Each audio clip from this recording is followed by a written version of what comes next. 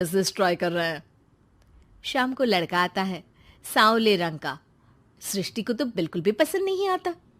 लड़की की माँ कहती है, लड़की का चेहरा तो कोई खास नहीं, लेकिन अगर मेरे बेटे को आप लोग सेटल कर दें तो मैं उसकी शादी आपकी बेटी से करवा दूं। सृष्टि को लड़का बिल्कुल पसंद नहीं था। उसे भाई पर गुस्सा आ जाता है। लड़के वालों के जाने के बाद कहती है, माँ देखा, शीनू मेरे लिए कैसा लड़का लेकर आया। न दिखाने लायक न सुनने लायक, सेटल भी नहीं, वो भी हम करे। अरे माँ, मैं जानती हूँ ये मेरी शादी किसी भी घर में क्यों करवाना चाहता है। अरे कैसी बात कर रही है बहन, तूने तो देखा ना, लड़के को मैंने ही मना कर दिया तुझसे शादी के लिए। जिसने लड़का बताया था उसने उसकी बहुत तारीफ की थी। बात आई गई हो जाती है, लेकिन सृष्टि का मन शांत नहीं होता। क्या करूं, कुछ समझ में नहीं आ रहा।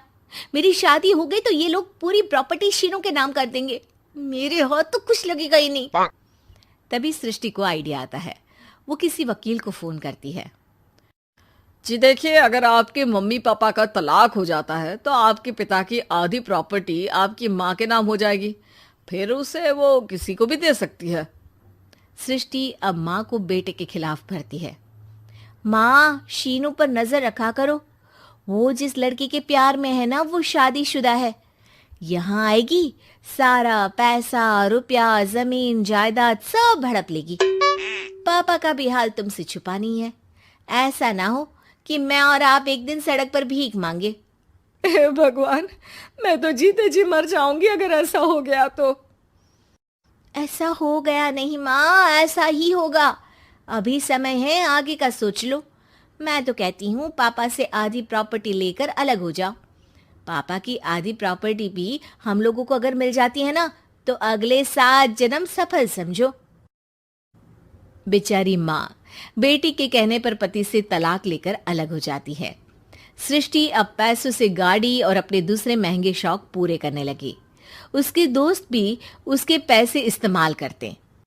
सृष्टि, कल तुम कहाँ थी? मैं सारा दिन घर पर अकेली थी। तो मैं क्या करूं?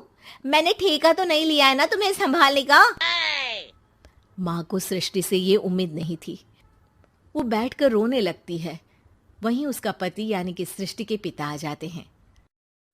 मैं जानता था कि तुम्हारा यही हाल होगा, तो आपने मुझे रोका क्यों नहीं? मैं रोकता तो तुम रुकती क्या? सृष्टि के कहने पर तुमने मुझ पर अपने बेटे पर शक किया, लेकिन तुम ये भूल गई कि कैसे हम दोनों ने मिलकर जीवन में इतना सब खड़ा किया। माँ पति के गले लग जाती है।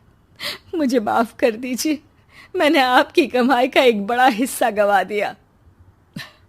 कोई बात नहीं, तुम साथ हो तो मैं ऐसी 7 प्रॉपर्टी खड़ी कर दूंगा।